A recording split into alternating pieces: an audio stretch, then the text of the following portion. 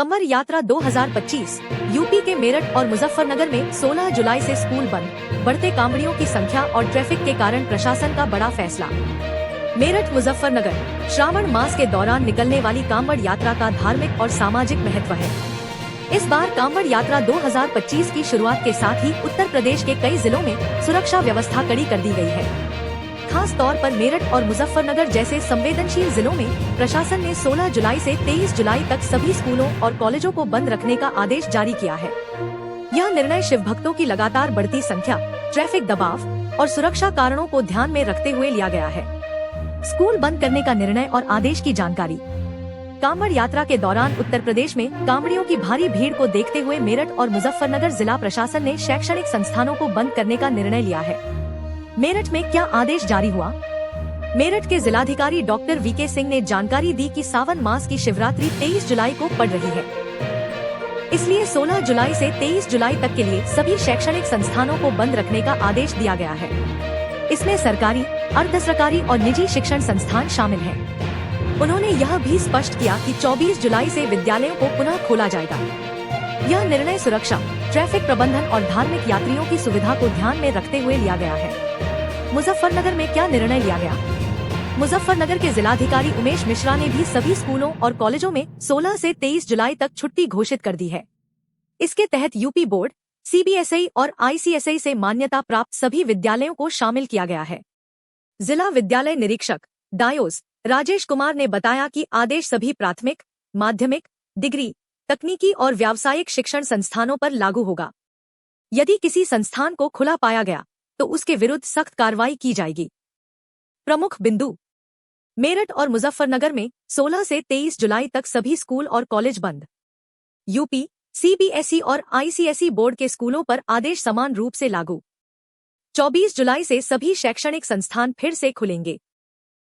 Delhi Meerut highway पर one way traffic से भारी जाम, लोग परेशान। गाजियाबाद, हरिद्वार, मेरठ समेत कई स्थानों पर कांवड़ियों की ओर से तोड़फोड़ की घटनाएं। सुरक्षा और ट्रैफिक, प्रशासन अलर्ट पर। कांवड़ यात्रा के दौरान सुरक्षा एक बड़ी चुनौती होती है।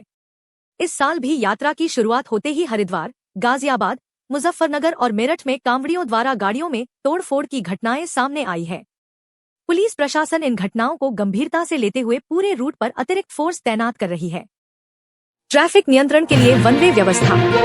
कांवड़ यात्रा के दौरान शिव भक्तों की सुविधा और सुरक्षा के लिए दिल्ली मेरठ हाईवे को वन वे कर दिया गया है। सोमवार को इस व्यवस्था को लागू करते हुए ट्रैफिक को एक ही दिशा में चलाया गया, जिससे भीषण जाम की स्थिति बन गई। मनोटा से मोटा तक 10 किलोमीटर लंबा ट्रैफिक जाम। मुरादनगर में 10 मिनट की दूरी तय करने में लग रहे 2-3 घंटे। वाहन हाईवे पर रेंगते नजर आए, लोगों को भारी गर्मी और असुविधा का सामना करना पड़ा। स्थानीय लोगों की नाराजगी। शास्त्री नगर, मेरठ निवासी उमेश शर्मा ने कहा, पुलिस प्रशासन ने जल्दबाजी में हाईवे को वन वे कर दिया, जबकि अभी तक कांवड़ियों की संख्या बहुत अधिक नहीं है। इससे आम लोगों को बेवजह दिक्कत हो रही है। कांवड़ यात्रा का धार्मिक महत्व। कांवड़ यात्रा श्रावण मास में भगवान शिव को गंगाजल अर्पित करने की परंपरा है। उत्तर भारत में यह यात्रा विशेष रूप से हरिद्वार, गौमुख, गंगोत्री और अन्य गंगा घाटों से शुरू होकर अपने अपने गांव व शहरों के शिव मंदिरों तक की जाती है।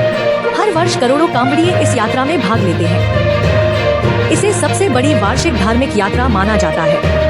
इस दौरान सुरक्षा व्यवस्था, साफ सफाई, स्वास्थ्य सेवाओं, ट्रैफिक नियंत्रण आदि की बड़ी चुनौती प्रशासन के सामने होती है। कांवड़ यात्रा 2025 की विशेषताएं। इस वर्ष कांवड़ यात्रा का आरंभ 14 जुलाई को हुआ और इसका समापन 23 जुलाई शिवरात्रि को होगा।